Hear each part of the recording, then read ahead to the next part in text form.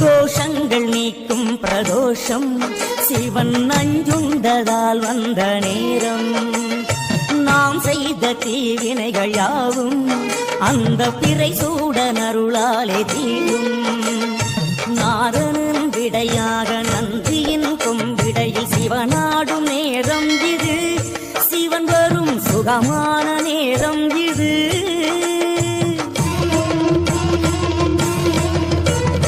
கருணாகரன் சுத்த சிவமானவன் கருணை பொழிகின்ற நேரம் இது. வரம் தருகின்ற நேரம் இது.